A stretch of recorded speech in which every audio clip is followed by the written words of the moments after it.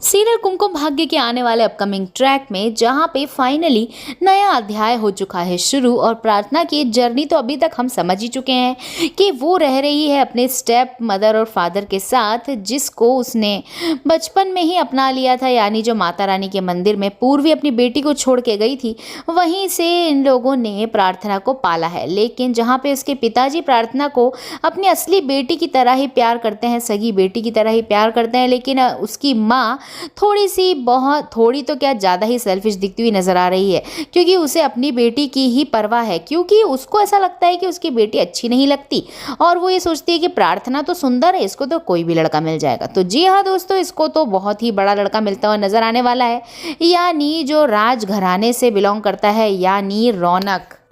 और वहीं पे अभी तक तो हम ये समझ चुके हैं कि रौनक की माँ कितनी बड़ी विलन के रूप में हमको नज़र आ रही है, क्योंकि सबसे पहले तो उसने अपनी सास यानी बा के साथ बहुत बुरा किया है और बा बेचारी तो बेवकूफ़ बनती ही रही। बा के बर्थडे पर भी उसने इतना बुरा किया उसके साथ। वहीं पे दूसरी तरफ घर में एक छत्र राज चलाती हुई नज़र आ रही है रौनक की माँ, और सभी उसके गुलाम बनते नज़र आ रहे हैं, जैसे कि हरलीन थी।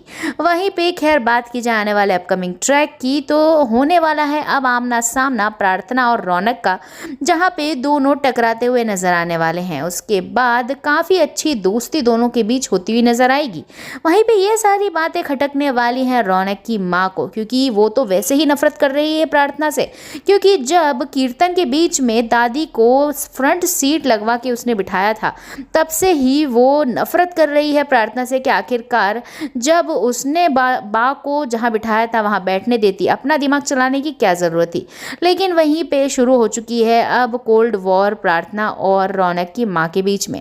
खैर ये सारी चीज़ें इतनी मतलब की नहीं है, सबसे बड़ी बात तो यही है कि अब रौनक और प्रार्थना का आमना सामना हो चुका है और अब शुरू होने वाली है असली कहानी, क्योंकि अब दोनों के बीच होने वाली है इतनी घनी दोस्ती कि धीरे धीरे प्यार में तब्दील तो होने ही वाली है। विलन की एंट्री भी होती हुई नजर आ रही है, क्योंकि जो रौनक की माँ है उसने इनवाइट किया है खुद के ही बिजनेस कॉम्पिटिटर को, जिसकी बेटी से वो करवाना चाहती है रौनक की शादी। अब वो लड़की जैसे ही एंट्री लेती है, जैसे कि हमने आज के सीरियल में देखा है, तो वो कहती है कि तुम रौनक से रूम में मिलाओ, क्योंकि वो चाहती है कि इन दोनों के बीच में नज़दीकियां बढ़े। लेकिन दोस्तों, नज़दीकियां तो प्रार्थना और रौनक के बीच में ही बढ़ती नजर आएंगी।